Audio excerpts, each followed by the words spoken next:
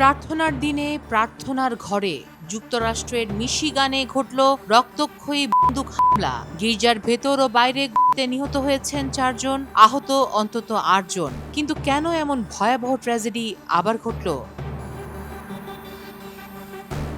রোববার সকাল Grand Blanc টাউনশিপের Church of Jesus Christ of Latter Day saint শতাধিক মানুষ প্রার্থনায় অংশ নিতে জড়ো হয়েছিলেন। হঠাৎ থমাস জ্যাকব স্যানফোর্ড নামের এক ব্যক্তি গাড়ি নিয়ে গির্জায় ঢুকে পড়েন। হাতে ছিল অ্যাসল্ট রাইফেল। নির্বিচারে গুলি ছুটতে থাকে, তারপর গির্জায় আগুন ধরিয়ে দেয়। ঘটনাস্থলেই 4 জন নিহত হন। আহত হন অন্তত 8 জন, যাদের মধ্যে একজনের অবস্থা আশঙ্কাজনক।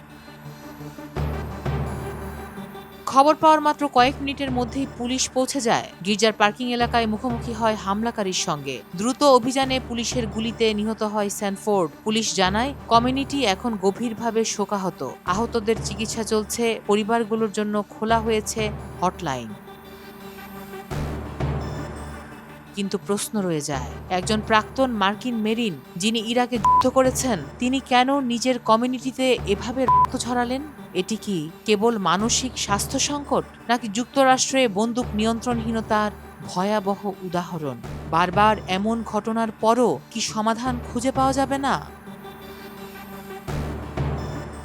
আপনার চিন্তা আমাদের জন্য গুরুত্বপূর্ণ, তাই আপনার মতামত মন্তব্যের ঘরে শেয়ার করুন। আর যদি ভিডিওটি ভালো লেগে থাকে তবে ফলো করুন, সাবস্ক্রাইব করুন। আমাদের এই যাত্রায় সঙ্গেই থাকুন।